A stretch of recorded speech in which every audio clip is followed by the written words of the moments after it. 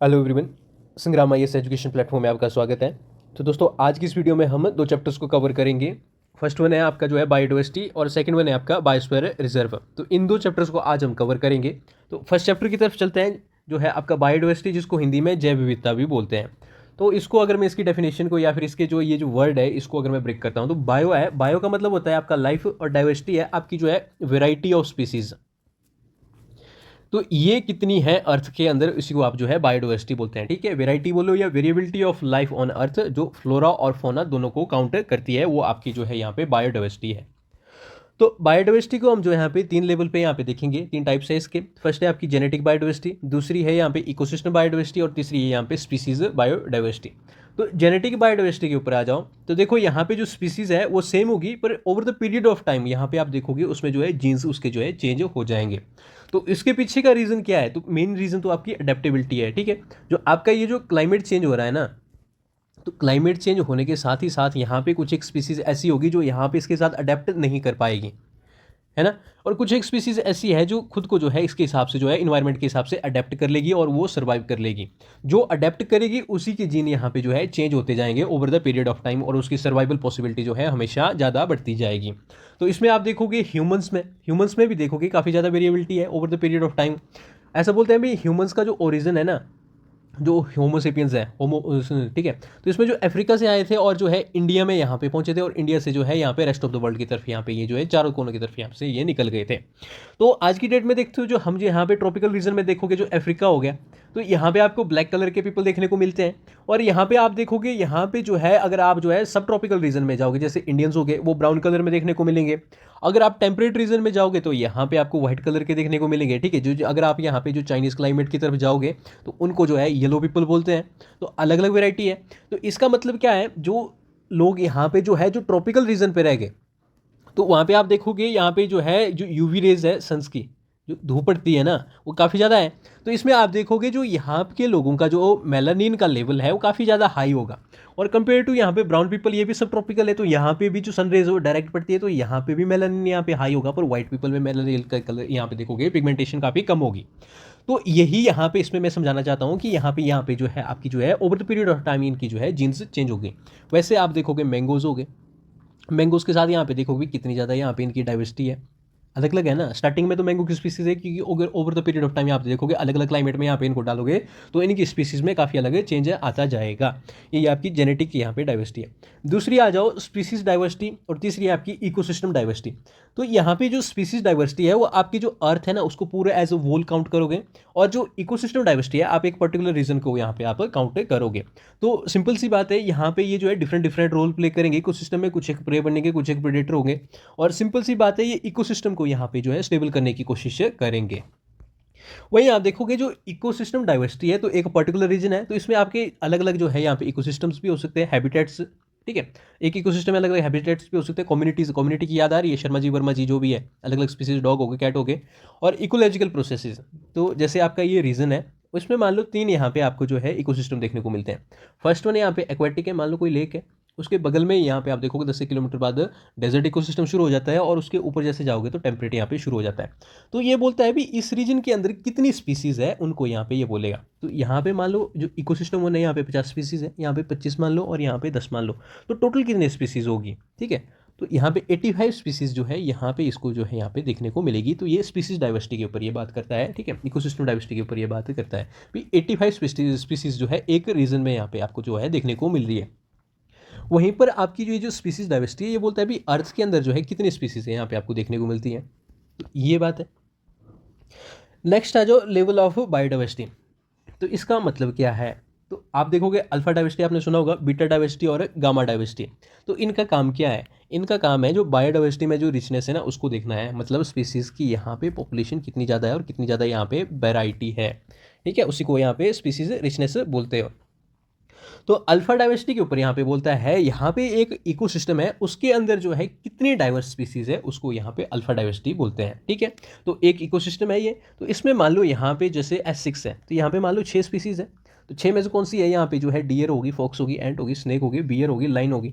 अगर ये सारी स्पीसीज़ को हम जो है काउंट करते हैं, हमारे को पता चलता है 6 वैरायटी की स्पीसीज़ यहाँ पे देखने को मिलती है। उसको तो आप बोलोगे भी यहाँ पे ये जो है अल्फा डाइवर्सिटी है कि ठीक है, एक इकोसिस्टम में कितनी यहाँ पे वैरायटी की स्पीसीज़ है, उसको अल्फा डाइवर्सिटी बोलते हैं। तो स्पीसीज रिचनेस को यहाँ पे ये जो है मेजर करता है। अब बेटा डाइवर्सिटी है, तो बेटा डाइवर्सिटी में ऐसा होता है जो दो इकोसिस्टम है उनके ऊपर ये कंपैरिजन करता है, ठीक है। तो मान लो एक इकोसिस्टम ये है और दूसरा इकोसिस्टम ये है, तो यहाँ पे ये मान लो कोई स्पीसीज है, लाइन होगी, लाइन में ये जो है कंपैरिजन करेंगे एक दूसरे के बीच में। तो जिससे कंपैरिजन करने का मतलब क्या है, तो ये देखेंगे भी यहाँ पे फूड चेन को देखेंगे, जो आपकी जो है 2 डिग्री यहाँ पे 1 डिग्री पे देखेंगे और 3 डिग्री पे मान लो लाइन बैठा हुआ है, तो इस चीज़ को ये देखेंगे भाई यहाँ पे इसकी जो है फूड चेन कैसी है। उसके बाद ये हैबिटेट देखेंगे, हैबिटेट की कंडीशन कैसी है और एंथ्रोपोजेनिक एक्टिविटीज़ का क्या क्या फ़र्क पड़ रहा है इनके ऊपर। अगर मान लो एक जगह पे यहाँ पे फूड चेन डिस्टर्ब हो गई है, दूसरी जगह पे अच्छी है, तो इससे इनको पता चलेगा भी यहाँ पे क्या क्या चेंजेस आ रहे हैं जिससे हेल्प मिलेगी पॉलिसी चेंज करने में यहाँ पे या मेक करने में, ठीक है। तो मेजरमेंट में ये काफ़ी ज़्यादा हेल्प करता है। अगर बीटा डाइवर्सिटी के ऊपर आएगा तो एग्जाम में ये पूछेगा भी यहाँ पे ये बोलेगा डाइवर्सिटी बिटवीन 2 इकोसिस्टम, इकोसिस्टम हो गया यार यहाँ पे, ठीक है। तो मैक्सिमम ये कंपैरिजन के ऊपर ये बात करता है, तो बीटा डाइवर्सिटी के ऊपर यहाँ पे आप ध्यान रखना। और गामा डाइवर्सिटी के ऊपर यहाँ पे बात करता है, तो ये बोलता है overall diversity of all ecosystem in and region. कोई भी एक रीजन है जिसमें मान लो 4 इकोसिस्टम्स है, E1 E2 E3 और E4 है, ठीक है। तो इसमें बोलता है भी E1 में अपनी जो है यहाँ पे मान लो 50 स्पीसीज है, E2 में 50 है, E3 में 50 है और E4 में भी 50 है। इन चारों में यहाँ पे इसको आप काउंट करोगे तो यहाँ पे आपको 200 स्पीसीज यहाँ पे देखने को मिलेगी। तो इसके ये बोलता है भी total number of species in a large area. तो इसके ऊपर यहाँ पे ध्यान रखना, यहाँ पे एक रीजन के ऊपर ये बात करेगा, यहाँ पे ये कंपैरिजन के ऊपर ये बात करेगा, ठीक है। और यहाँ पे ये एक इकोसिस्टम में बोलेगा भी कितनी वैरायटी है उसकी ये बात करेगा। तो अल्फा बीटा गामा आपकी होगी। अब इंडिया के ऊपर बात करते हैं भी, इंडिया में बायोडाइवर्सिटी कितनी है। अगर प्लांट स्पीसीज के ऊपर हम बात करते हैं तो वर्ल्ड में आप देखना जो प्लांट स्पीसीज है, यहाँ पे जो क्रॉप स्पीसीज है वो 11% है, वहीं पर इंडिया पे आप देखोगे 44% है, और जो बची हुई अदर स्पीसीज़ है वो 89 है और इंडिया में यहाँ पे 56% है। इसका मतलब क्या है, इंडिया में काफ़ी ज़्यादा यहाँ पे जो है एग्रीकल्चर के लिए यहाँ पे डिफॉरेस्टेशन हुई है। जब डिफॉरेस्टेशन हुई है तो इसका मतलब यहाँ पे है जो आपकी जो प्लांट स्पीसीज़ है वो काफ़ी ज़्यादा यहाँ पे एक्सटिंक्ट हो गई है, क्योंकि इंडिया की पॉपुलेशन ही यहाँ पे 1.5 बिलियन के आसपास हो गई, ठीक है। तो 1.4 बिलियन जो है यहाँ पे आपकी जो है सेंसस के हिसाब से होगी, और कुछ एक जो है आपके जो है जो बांग्लादेशी हो गए, म्यांमार से रोहिंग्या हो गए, वो भी तो यहाँ पे बैठे हुए हैं, तो वो भी हमारे रिसोर्स कंज्यूम कर रहे हैं। तो बायोडाइवर्सिटी रिजिम इन इंडिया, देखो यहाँ से जो है प्रीवियस ईयर क्वेश्चन काफ़ी ज़्यादा बनते हैं। तो इंडिया में आपके दो रियल्म्स में देखने को मिलेंगे, 5 बायोम्स देखने को मिलेंगे और 10 बायोजियोग्राफिक जोन्स में देखने मिलेंगे, और उनको अगर आप सब क्लासिफिकेशन देखने करेंगे तो उसमें आपको जो है 25 जो है बायोजियोग्राफिक प्रोविंसेस देखने को मिलेंगे। तो रियल्स के ऊपर आ जाओ, रियल्स क्या है, तो ये काफ़ी लार्ज साइज़ में है, आपकी कॉन्टिनेंटल और सब कॉन्टिनेंटल साइज एरिया है, जिसमें काफ़ी ज़्यादा यहाँ पे यूनिक होगा यहाँ पे, जिसके काफ़ी ज़्यादा यहाँ पे यूनिक फीचर्स होंगे, ठीक है, यूनिक ज्योग्राफी होगी। और जो यूनिक फीचर्स और यूनिक ज्योग्राफी होगी तो यहाँ पे जो फ्लोरा और फौना है वो भी काफ़ी ज़्यादा यहाँ पे यूनिक होगा, ठीक है। तो पूरे दुनिया में 8 रेल्म्स हैं, जिनमें जो है इंडिया जो है 2 पार्ट्स इसमें आते हैं। तो ये यहाँ पे आप ध्यान रखना, पहला है आपका जो है इंडोमलेन रीजन और दूसरा है आपका पेलार्कटिक, ये जो है इंडिया में आते हैं। इन दो के बारे में आप जो है ध्यान में रखना। और प्रीवियस ईयर क्वेश्चन में पूछा हुआ था शायद 2020 या 21 में, देखना जो आर्कटिक वाला रीजन है ना, उसमें पूछा हुआ था भी आर्कटिक जो रीजन है वो किस वाले रेल में आता है, ये शायद क्वेश्चन था, मेरे ख्याल से देख लेना, पर पूछा जरूर है यहाँ से क्वेश्चन।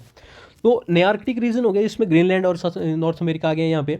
पेल आर्कटिक हो गया जिसमें आप देखोगे यूरेशिया हो गया, जो आपका इंडिया का जो हिमालयन रीजन है ना वो इसमें यहाँ पे आता है, और दूसरा नॉर्थ अफ्रीका। एफ्रोट्रॉपिकल ये रीजन रिलम हो गया यहाँ पे, तो ये अरेबिया, मेडागास्कर और ट्रांस सहारन अफ्रीकन रीजन को यहाँ पे कवर करता है। इंडोमलेन हो गया जो आपका जो नीचे वाला रीजन है ना, ये जितना भी यहाँ पे डेक्कन वाला है और जो ईस्टर्न वेस्टर्न घाट से सारा इसमें यहाँ पे आता है। तो इंडियन सब कॉन्टिनेंट हो गया, साउथ एशिया हो गया, साउथ ईस्ट एशिया हो गया, साउथ चाइना हो गया और ग्रेटर सुंदर आइलैंड हो गया। तो ये इसको जो है यहाँ पे कवर करते हैं। ओशनिया हो गया, पॉलिनेशिया आ जाती है पर न्यूजीलैंड इसमें नहीं आता है, न्यूजीलैंड आपके ऑस्ट्रेलिया वाले में आता है। यहाँ पे माइक्रोनेशिया और फिजी आइलैंड्स हो गए, ऑस्ट्रेलिया, न्यूजीलैंड, लेसर सुंदर आइलैंड्स हो गए। और आर्कटिक में आपका जो जितना भी आर्कटिक वाला है वो आएगा, और न्यू ट्रॉपिकल में आपका साउथ अमेरिका आएगा। तो इंडिया के हिसाब से अगर आप इतने याद नहीं रख सकते तो इंडिया के लिए आप 2 चीज़ें याद रखोगे। तो इंडिया आपके जो है पेल आर्कटिक में आएगा जिसमें आपका हिमालयन रीजन आएगा, और जो है इंडोमलेन में जो है नीचे वाला रीजन यहाँ पे आएगा, ठीक है। तो इंडिया में 2 रेल्स आते हैं। अब बायोम्स के ऊपर आ जाओ, तो बायोम्स भी इंडिया में यहाँ पे 5 टाइप के यहाँ पे देखने को मिलेंगे। तो सबसे पहले आपका ट्रॉपिकल ह्यूमिड फॉरेस्ट, तो ये कहाँ पे देखने को मिलेंगे, आपके वेस्टर्न घाट्स हो गए वहाँ पे।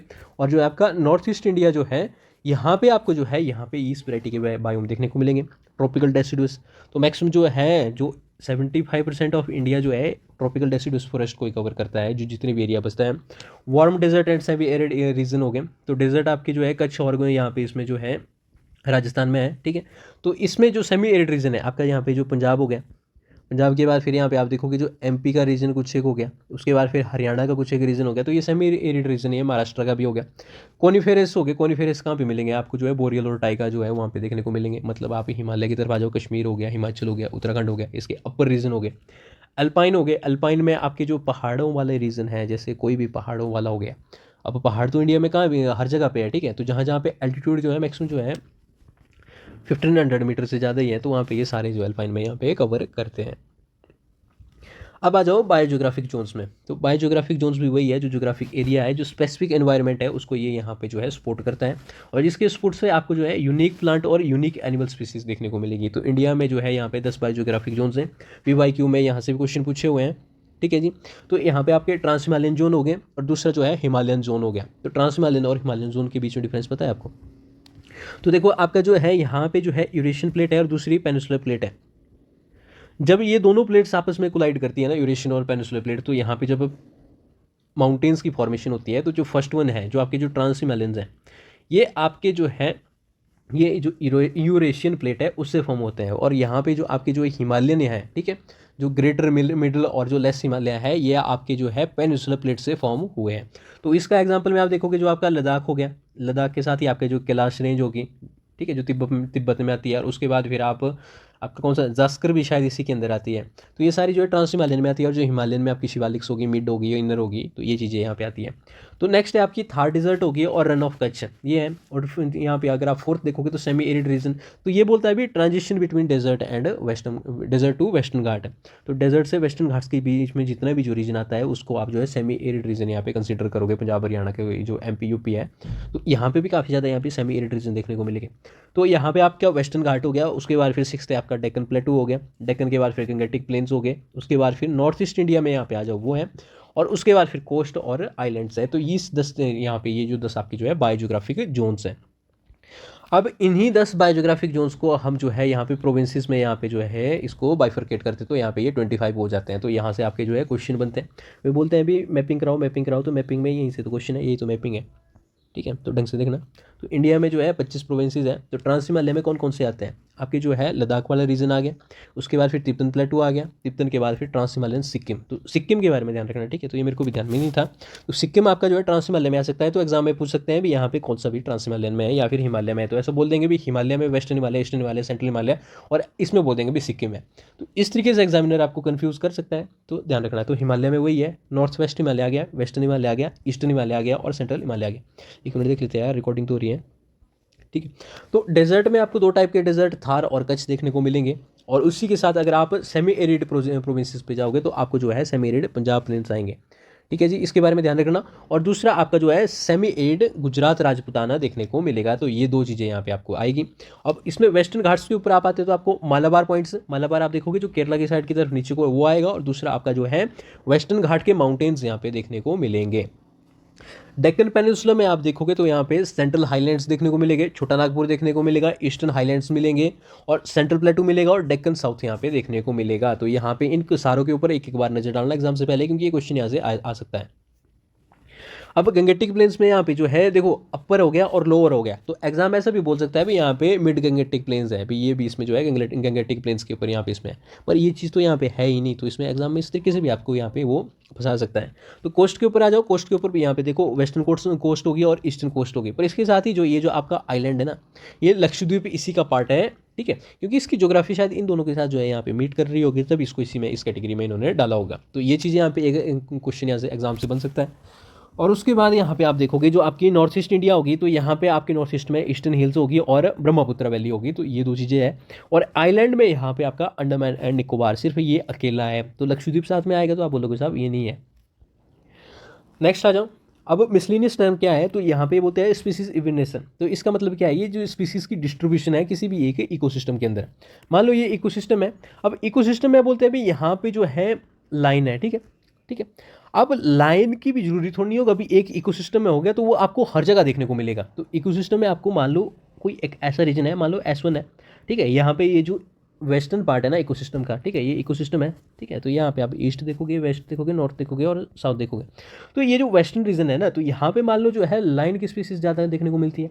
और यहाँ पे मान लो जो है S3 स्पीसीज, ठीक है, मान लो यहाँ पे जो है डियर हो गया, इसकी स्पीसीज यहाँ पे जो ईस्ट में ज़्यादा देखने को मिलेगी। अब बोलेंगे तो जरूर भाई यहाँ पे जो है स्पीसीज तो दोनों देखने को मिलती है, पर यहाँ पे जो है किस जगह पे आपको देखने को मिलेगी, उनकी डिस्ट्रीब्यूशन है कहाँ पर, उसको जो है स्पीसीज की इवननेस बोलते हैं। ठीक है साहब, ये बात है। अब इन्वेजिव स्पीसीज वही है यार, किसी बाहर वाली स्पीसीज का इंट्रोडक्शन यहाँ पे न्यू एरिया पे हो जाना और उस इन्वायरमेंट को वो हार्म करना शुरू करते हो, इन्वेजिव है। और एंडेमिज्म क्या हो गया? तो एंडेमिज्म का सिंपल सी बात बोलूँ, जो नेटिव स्पीसीज है उसी को जो है एंडेमिज्म बोलते हैं। जैसे मान लो अगर आप है ना, आपका जो घर है, होम है, जहाँ पे आप रहते हैं ना, उसी को तो यहाँ पे आप जो है एंडेमिज्म बोलेंगे। नेटिव जो है, नेटिव स्पीसीज टू है सिंगल डिफाइंड ज्योग्राफी है, ठीक है। आपका घर जो है, आपका जो है यहाँ पे एंडेमिज्म है, आप उसी घर में रहते हैं, कहीं और नहीं रहते हैं, उसी को एंडेमिज्म बोलते हैं। तो देखो ये काफ़ी ज़्यादा वल्नरेबल होते हैं और थ्रेटन भी काफ़ी ज़्यादा होते हैं, क्योंकि इनका पता क्या होता है, ये जो आउटसाइड्स है ना, जो बाहर वाली चीज़ों से इनका एक्सपोजर नहीं होता। अगर बाहर वाली चीज़ों के साथ इनका एक्सपोजर होगा तो ये जो है सर्वाइव नहीं कर पाएगी, ठीक है, इसलिए इनको जो है थ्रेटन जो है डिक्लेयर किया जाता है। अब बायोडाइवर्सिटी के ऊपर आ जाओ, तो बायोडाइवर्सिटी में आपको देखने को मिलेगा यहाँ पे आपको हॉटस्पॉट, हॉटस्पॉट और कोल्ड स्पॉट, ये तीन चीज़ें क्या है। जैसे हॉटस्पॉट हो गए तो आपकी जो लैंड है ना, ये लैंड के ऊपर हॉटस्पॉट देखने को मिलेंगे। होप स्पॉट आपकी जो एक्वाटिक सिस्टम है वहाँ पे देखने को मिलेगा। और कोल्ड स्पॉट ऐसी जगह होती है, मान लो एक स्पीसीज है जो पूरे वर्ल्ड में काफ़ी ज़्यादा थ्रेटन्ड है, ठीक है, मैक्सिमम हर जगह पे उसकी एक्सटिंक्शन की यहाँ पे कगार पे आ गए हैं, पर आप किसी एक ऐसे रीजन पे जाते हो, मान लो अर्थ के इस रीजन में जाते हो, तो उस स्पीसीज में उसकी जो है जो नंबर्स है ना वो काफ़ी ज़्यादा हाई है और वो जो है काफ़ी ज़्यादा थ्राइव कर रही है उनकी, तो उस जगह को यहाँ पे कोल्ड स्पॉट बोलते हैं। तो इंडिया में ऐसा कोई भी कोल्ड स्पॉट नहीं है। हॉट स्पॉट इंडिया में दो है, आपका जो है अंडमान एंड निकोबार है, दूसरा जो है लक्षद्वीप है, ठीक है। अंडमान एंड निकोबार में आप देखोगे आपके जो है जो यूनिक बर्ड स्पीसीज है वहाँ पे उसको ये सपोर्ट करता है, और यहाँ पे आपके जो कोरल रीफ है उसको सपोर्ट करता है लक्षद्वीप में। और हॉटस्पॉट के ऊपर भी यहाँ पे आप देखोगे काफ़ी देखने को मिलेंगे। तो हॉटस्पॉट ये सबसे पहला टॉपिक है, उसको देखते हैं। बायोडाइवर्सिटी हॉटस्पॉट, ठीक है, तो लैंड के ऊपर है, तो ये बोलता है भी इसको जो है कोई भी एरिया जो है बायोडाइवर्सिटी हॉटस्पॉट कैसे हो सकता है। तो उसको यहाँ पे इसने बोला भी तीन कैटेगरीज में यहाँ पे तीन कंडीशन को फुलफिल करना होगा। तो फर्स्ट है हाईली एंडेमिज्म, ठीक है, तो बोलते हैं भी कोई भी ऐसी स्पीसीज है वो उसी जगह पे मिलेगी, बाकी किसी और जगह पे ना मिले, उसको एंडेमिज्म बोलेंगे। तो ये बोलते हैं भी 1500 से ज़्यादा यहाँ पे आपको जो है नेटिव स्पीसीज यहाँ पे कम से कम मिलनी चाहिए, ठीक है। और यहाँ पे दूसरी जो स्पीसीज है, यहाँ पे जो कंडीशन है, ये बोलता है भी थ्रेटन, कितना ज़्यादा थ्रेट है, तो ये बोलता है भी 70% से ज़्यादा वेजिटेशन अगर किसी भी स्पीसीज ने यहाँ पे इसको जो है लॉस कर लिया है, या 30% इसका हैबिटेट अगर लॉस कर लिया है, तो वो भी आपकी जो है यहाँ पे बायोडाइवर्सिटी हॉटस्पॉट में यहाँ पे आ जाएगा। और तीसरी आपकी जो है स्पीसीज रिचनेस जो है हाई होनी चाहिए। तो इन तीन यहाँ पे कंडीशंस को यहाँ पे आप ध्यान से याद रखना, ठीक है, क्योंकि एग्जाम में पूछ सकता है भी, यहाँ पे पूछेगा भी बताओ इसके बारे में क्या क्या कंडीशंस है। तो बोलेगा भी एंडेमिज्म लो होना चाहिए या फिर यहाँ पे हाई नहीं होना चाहिए। यहाँ पे जो थ्रेटन स्पीसीज है वो बोलेगा भी 70% यहाँ पे हैबिटेट लॉस होना चाहिए और 30% यहाँ पे वेजिटेशन लॉस होना चाहिए। तो ये चीज़ तो नहीं होनी चाहिए ना, इस चीज़ के ऊपर ध्यान रखना। और बोलेगा स्पीसीज रिचनेस जो है बिल्कुल ही लो होनी चाहिए, यहाँ पे नहीं होनी चाहिए। और यहाँ पे देखो इसको जो है रिलीज कौन करता है, इसको रिलीज करता है आईयूसीएन। आईयूसीएन वही है यार जो रेड डाटा बुक यहाँ पे लिखने राइट करती है, ठीक है। यहाँ पे तो ये यहाँ पे आपकी जो है एक्सटिंक्ट, वल्नरेबल, ठीक है, थ्रेटन्ड स्पीसीज, ये सारी कैटेगराइजेशन यहाँ पे ये करती है। तो इंडिया में यहाँ पे 4 टाइप के हॉटस्पॉट है, ठीक है। तो फर्स्ट वन है आपका जो है ईस्टर्न हिमालय। अब ईस्टर्न हिमालय में यहाँ पे एक कैच है, यहाँ पे जो असम है इसको इन्होंने यहाँ पे जो है ऐड किया हुआ है। दूसरा है आपका जो है इंडो वर्मा। इंडो वर्मा में आप देखोगे यहाँ पे जो कैच जो है आपका जो है अंडमान, इसमें इन्होंने ऐड किया हुआ है और नॉर्थ ईस्ट इंडिया के साथ में। तीसरा आपका सुंदा आइलैंड, इसमें आपका जो निकोबार है और साउथ ईस्ट एशिया जो है यहाँ पे ये आएगा। और फोर्थ है आपका वेस्टर्न घाट, जहाँ पे श्रीलंका भी यहाँ पे इन्होंने ऐड किया हुआ है। तो ये आपके बायोडाइवर्सिटी हॉटस्पॉट है यहाँ पे इंडिया में। अब आ जाओ होप स्पॉट में, तो वही बात है, एक्वेटिक सिस्टम है, इसको रिलीज कौन करता है, आईयूसीएन है, और इसके साथ ही मिशन ब्लू। मिशन ब्लू जो आपके जो ओशन है ना, ओशन के रिलेटेड जो भी रिपोर्ट्स वगैरह होती है उसके ऊपर यहाँ पे ये काम करता है। तो इंडिया में 2 यहाँ पे होप स्पॉट है, अंडमान एंड निकोबार में देखने को मिलेगा, एक लक्षद्वीप में, यहाँ पे कोरल रीफ और यूनिक बर्ड स्पीसीज है। नेक्स्ट है कोल्ड स्पॉट। यहाँ पे वही बात है भी पूरी दुनिया में आपको यहाँ पे जो है कोई भी एक स्पीसीज है वो या थ्रेटन देखने को मिल रही है, पर आप किसी एक दुनिया के कैसे कोने में चले जाते हो, यहाँ पे उस स्पीसीज के लार्ज नंबर यहाँ पे आपको देखने मिलेंगे और काफ़ी ज़्यादा वो परसिस्ट और थ्राइव कर रही है। तो इंडिया में कोई भी कोल्ड स्पॉट नहीं है। तो इसी के साथ यहाँ पे आपका बायोडाइवर्सिटी यहाँ पे खत्म होता है। अब बायोडाइवर्सिटी कंजर्वेशन के ऊपर आ जाओ। तो बायोडाइवर्सिटी कंजर्वेशन के ऊपर यहाँ पे आप देखोगे, यहाँ पे दो तरीके से आप कंजर्वेशन कर सकते हो, एक इन सितु है और दूसरी एक्स सितु है। तो इन सितु का मतलब तो ऐसा है साहब, जो इसका जो नेचुरल हैबिटेट है ना, इसको वहीं पे रहने दो और वहीं पे इसको जो है कंजर्व करो, ठीक है। और जो है एक्स सितु में यहाँ पे है जो उसके नेचुरल हैबिटेट है। नेचुरल हैबिटेट क्या है यार, जंगल है, तो जंगल से इसको बाहर निकालो और उसको जो है यहाँ पे आर्टिफिशियल जगह पे लेके चलो। तो यहाँ पे जू के अंदर ले आओ, बोटानिकल गार्डन हो गया, जीन बैंक हो गया, सीड बैंक हो गया, क्रायो प्रिजर्वेशन कर सकते हो।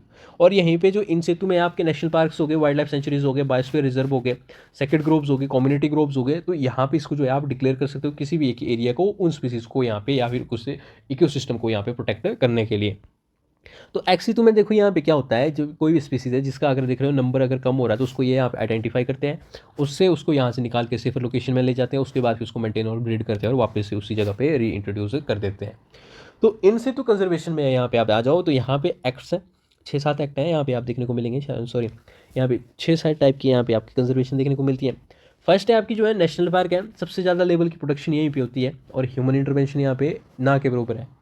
दूसरी आपकी जो है वाइल्ड लाइफ सेंचुरी है, तो ये होगी। तो यहाँ पे इसको डिक्लेयर कौन करता है, तो इसको सेंटर और स्टेट दोनों डिक्लेयर करते हैं। इसका मतलब क्या हुआ साहब, कोई भी वाइल्ड लाइफ सेंचुरी या नेशनल पार्क ऐसे डिक्लेयर होता है तो सबसे पहले उसको कोई भी जो यहाँ पे जो एरिया ना, उसको जो है स्टेट गवर्नमेंट नोटिफाई करती है और उसको जो है सेंट्रल गवर्नमेंट को जो है अप्रूवल के लिए भेजती है। अगर सेंट्रल गवर्नमेंट उसको अप्रूव कर देती है तो यहाँ पे आपको जो है वाइल्ड लाइफ सेंचुरी या नेशनल पार्क वो डिक्लेयर हो जाता है। तो वहीं आप देखोगे जो आपके नेशनल पार्क है, वाइल्ड लाइफ सेंचुरी है, वहाँ पे सेम प्रोसीजर है, यहाँ पे स्टेट नोटिफाई करेगी और सेंटर को भेजेगी और बोलो भी इसको साहब भी कर दो इसको अप्रूव। तो ये किस एक्ट के अंडर काम कर रहा है, तो आपके जो है वाइल्ड लाइफ प्रोटेक्शन एक्ट 1972 के अंडर ये जो है यहाँ पे ये काम करता है। अब आ जाओ बायोस्फीयर रिजर्व। तो बायोस्फीयर रिजर्व कैसे है ना साहब, यहाँ पे ये आपका बायोस्फीयर हो गया और यहाँ पे जो है ह्यूमन हो गया। तो यहाँ पे इन दोनों की इंटरेक्शन है, तो यहाँ पे हमने बोला अभी नेशनल पार्क में ह्यूमन नहीं जा सकते, यहाँ पे जो है थोड़ी सी यहाँ पे जो है छूट है। और यहाँ पर ऐसा है ना, जो आपके जो पीवीटीजी है, पर्टिकुलर वल्नरेबल ट्राइबल ग्रुप, जो जंगल में रहते हैं, उनको इन्होंने यहाँ पे जो है अलाउ किया हुआ है, आप सस्टेनेबल यूज़ कर सकते हो, ठीक है।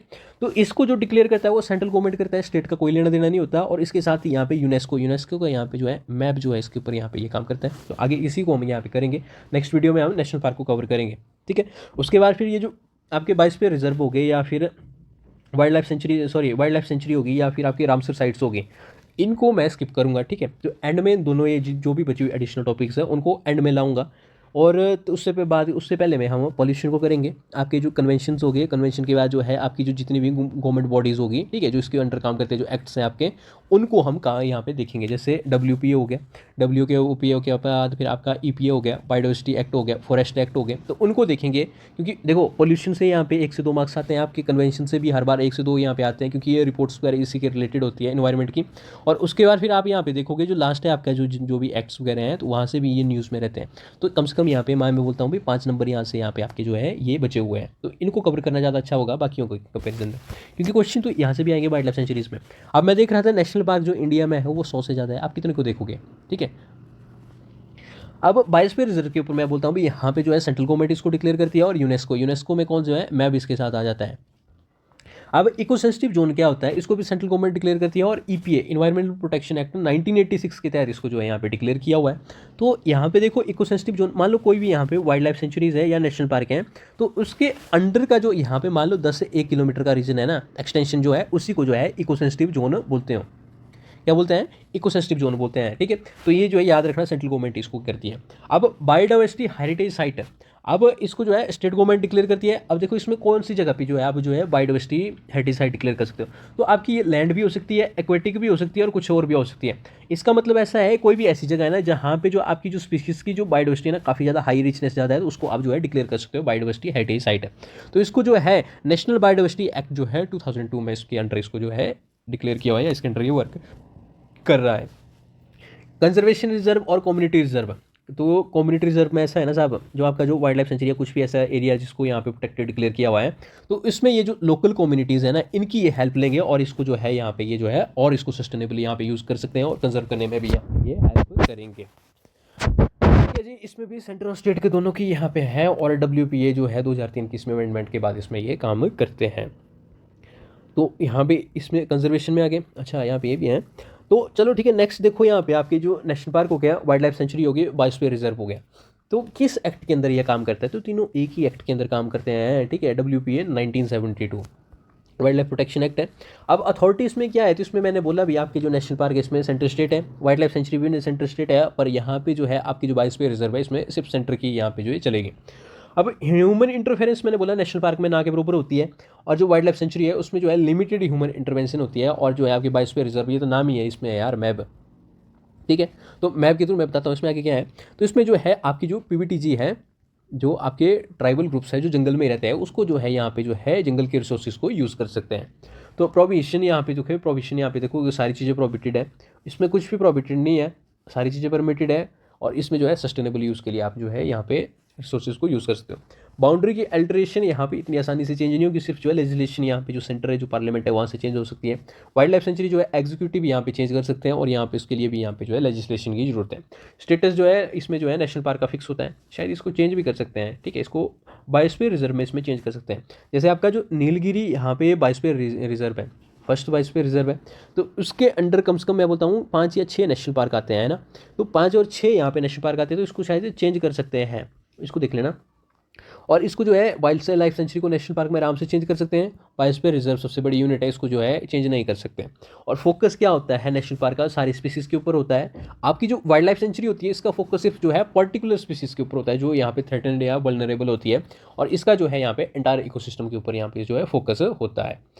तो नेक्स्ट आ जाओ आप, अब है आपका बायोस्फीयर रिजर्व। तो देखो बायोडाइवर्सिटी के ऊपर काफ़ी ज़्यादा थ्रेट होता है, तो जिसकी प्रोटेक्शन के लिए हमने यहाँ पे 2 मेजर्स लिए हुए हैं। फर्स्ट है आपका नेशनल पार्क और दूसरा है वाइल्ड लाइफ सेंचुरी।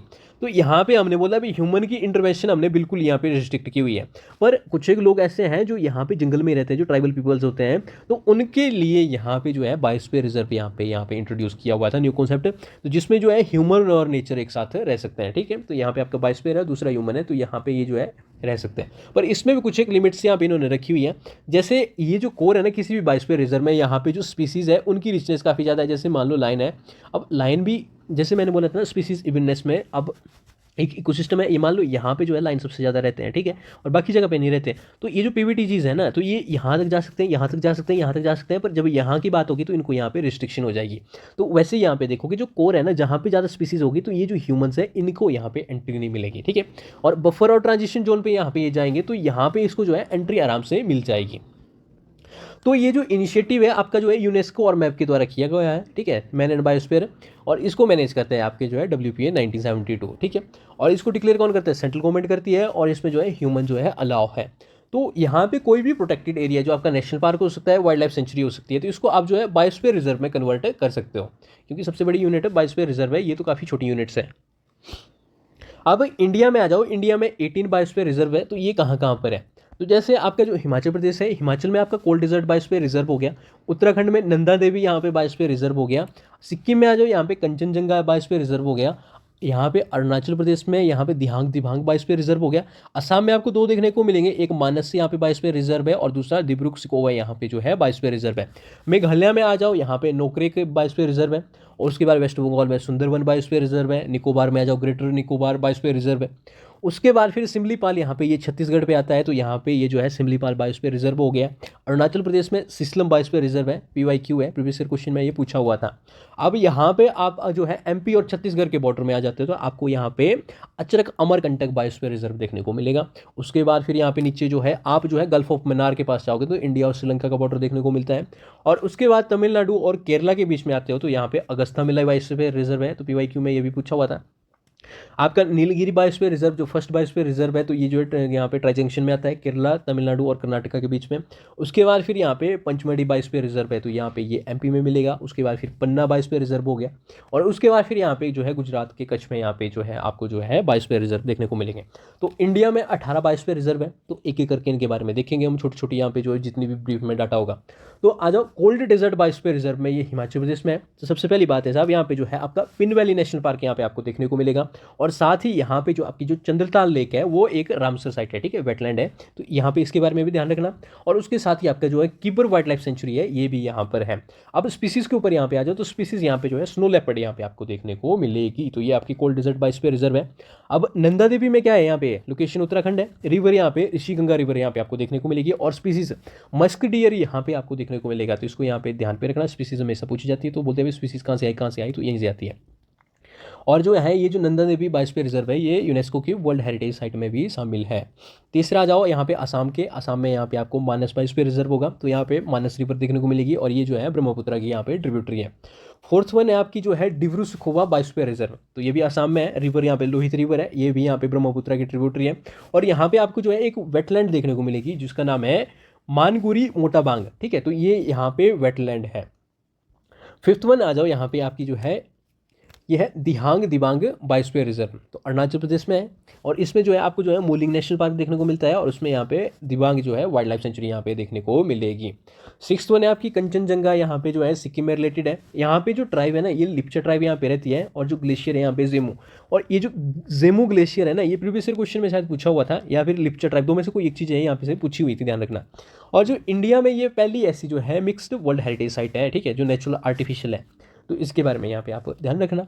नेक्स्ट आ जाओ पन्ना बायोस्फीयर रिजर्व, पन्ना के ऊपर है, यहाँ पे आप देखोगे लोकेशन कहाँ पे, यहाँ पे एमपी पे है। रिवर यहाँ पे आपको जो है केन रिवर देखने को मिलेगी, तो केन रिवर आपकी एमपी में है और बेटवा जो है आपकी जो है यूपी में है। तो आप देखोगे केन बेटवा प्रोजेक्ट हमेशा यहाँ पे न्यूज़ पे रहता है, तो इसलिए रहता है क्योंकि आपका जो ये जो यूपी वाला रीजन है, जो बेटवा रीजन है, रिवर है, तो इस पर जो वाटर जो हमेशा डेफिशिट रहता है, और केन वाटर इसका जो है वाटर रिवर का जो है यहाँ पे सरप्लस है, तो इसीलिए इसको जो है यहाँ पे रिवर लिंकेज की जा रही है, ठीक है। और यहाँ पे फेमस आपका जो है पन्ना डायमंड भी यहाँ पे आपको देखने को मिलेगा।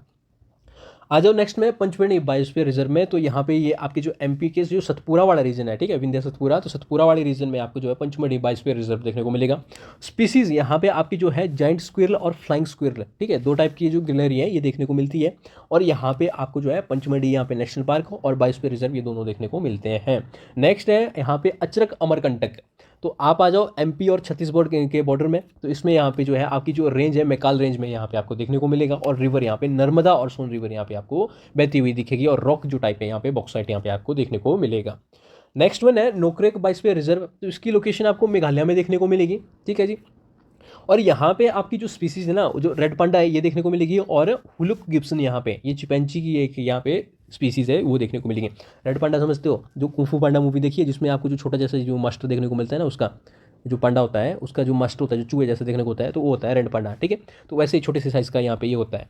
अब सुंदरबन डेल्टा में यहाँ पे आ जाओ, तो यहाँ पे वेस्ट बंगाल में है, यहाँ पे आपको स्पीसीज है रॉयल बंगाल टाइगर। तो देखो कभी भी जो है ये जो टाइगर है ना ये जो डेल्टाज है यहाँ पे नहीं रहता है, ठीक है, पर इंडिया में एक्सेप्शन है। यहाँ पे आप देखोगे ये जो है ये जो टाइगर है ना बंगाल टाइगर है, यहाँ पे ये जो है जो मैनग्रोव्स है ना यहाँ पे ये रहता है, तो इसके बारे में ध्यान रखना। अब सुंदरबन डेल्टा आपका बायोस्फीयर रिजर्व भी है, ठीक है, वेटलैंड भी है, और उसके साथ ही यहाँ पे यूनेस्को की वर्ल्ड हेरिटेज साइट भी है, तो ये रामसर साइट है, ठीक है, वेटलैंड। अब नेक्स्ट है आपका यहाँ पे सिमलीपाल बायोस्फीयर रिजर्व, छत्तीसगढ़ में है। यहाँ पे जो एक ट्री की स्पीसीज काफ़ी यूनिक है, यहाँ पे सेमुल ट्री हो गया, और स्पीसीज में आप देखोगे यहाँ पे चौसिंगा, ठीक है, जो 4 सिंग वाला होता है, कुछ इस तरीके से होते हैं इनके सिंग, ठीक है, तो ये 2 हो गए, ये 2 हो गए, और दूसरा यहाँ पे कुछ ऐसे ही होगा। तो ये चौसिंगा जो है यहाँ पे आपको वैरायटी की यहाँ पे देखने को मिलेगी डियर की।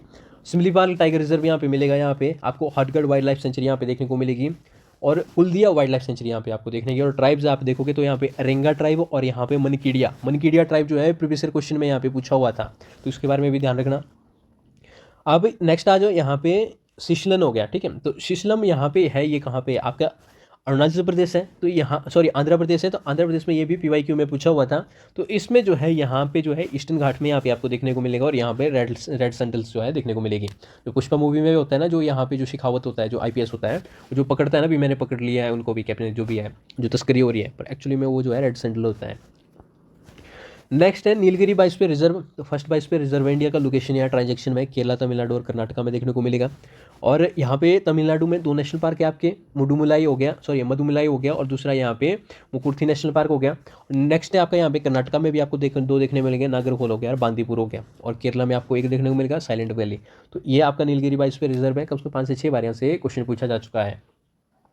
अगस्तमलाई में आ जाओ, केरला और तमिलनाडु के बीच में यहाँ पे 16 फॉरेस्ट यहाँ पे को देखने को मिलेंगे, और मणिकर्ण ट्राइब यहाँ पे देखने को मिलती है। और ग्रेट निकोबार बायोस्फीयर रिजर्व में यहाँ पे ओराकस ट्राइब यहाँ पे आपको देखने को मिलेगी। और रन ऑफ कच्छ में यहाँ पे आप देखोगे तो गुजरात में है, यहाँ पे रिवर लूनी, बानस और रूपेन, ये 3 टाइप की यहाँ पे देखने को मिलेगी। और बानी ग्रासलैंड यहाँ पे आपको देखने को मिलेगा, और स्पीसीज यहाँ पे चीर बाटी यहाँ पे देखने को मिलेगी, जिसको जुगनू भी बोलते हैं, ठीक है, जो रात के टाइम में यहाँ पे होते हैं। तो इसी के साथ आपके जो है बायोडाइवर्सिटी और बायोस्फीयर रिजर्व जो है कंप्लीट होता है, ठीक है। तो यहाँ से कम मैं बोलता हूँ 3 क्वेश्चन यहाँ से आएंगे, अगर ध्यान से देखोगे तो, ठीक है, करंट अफेयर के साथ अगर आप लिंक करते हो इन चीज़ों को, तो यहाँ से कम 3 क्वेश्चन यहाँ को आपको बनते हैं। तो इसी के साथ जो है हम नेक्स्ट वीडियो में, देखो नेशनल पार्क में से मैं स्किप कर रहा था पर कर देते हैं यार, क्वेश्चन बनता है क्योंकि यहाँ पे हर बार तो नेशनल पार्क से जो आपकी जो है वाइल्ड लाइफ सेंचुरीज भी कवर हो जाती है, ठीक है, जो साथ में होती है, जो न्यूज़ में भी होगी, तो उसको भी देख लेंगे। तो नेक्स्ट मैं नेशनल पार्क ही कराऊंगा। जो आपकी जो ये जो वाइल्ड लाइफ सेंचुरी है ना, इसको मैं स्किप कर दूंगा, और जो राम सोसाइटी है उसको भी, क्योंकि एंड में देखूंगा अगर टाइम मिलेगा, क्योंकि बाकी चीज़ें भी है कवर कराने के लिए। तो मैंने शुरुआत ही काफ़ी लेट की हुई है यार, पता क्या है, मैं बीमार हूँ फरवरी मंथ से, मैं ठीक नहीं हो पा रहा हूँ। मैं 2 दिन के लिए ठीक होता हूँ तो फिर वापस बीमार हो जाता हूँ। तो मेरे को जो जुकाम जो है ना, ये जो कोल्ड है, ये वापस से बार बार यहाँ पे हिट कर रहा है, ऐसा है। तभी ये जो वीडियो है ना, देखो कम से कम मैं बोलता हूँ ये तीसरी वीडियो है, और 7 दिन हो गए, तो 3 दिनों में 3 वीडियो आनी चाहिए, पर यहाँ पे साथ में 3 आ रही है, तो काफ़ी ज़्यादा डिफरेंस है, क्योंकि ठीक नहीं हो पा रहा हूँ यार। क्योंकि यहाँ पे पता क्या हो रहा है हिमाचल में, यहाँ पे 2 दिन यहाँ पे धूप हो रही, 2 दिन यहाँ पे बारिश हो रही है, और ऐसी बारिश नहीं हो रही जैसे मानसून के टाइम में नहीं होती, वैसी हो रही है। कम से कम 8-8 घंटे बारिश हो रही है यहाँ पे, ऐसी बात है। तो आप भी अपनी जो है हेल्थ में ध्यान रखो। हेल्थ काफ़ी ज़्यादा ज़रूरी है यार, अगर हेल्थ ठीक नहीं होगी तो क्या ही है, हेल्थ इज़ वेल्थ ना, वही बोलते हैं, तो वही बात है। चलो ठीक है, तो नेक्स्ट वीडियो में मिलते हैं, तब तक tata bye bye, take care.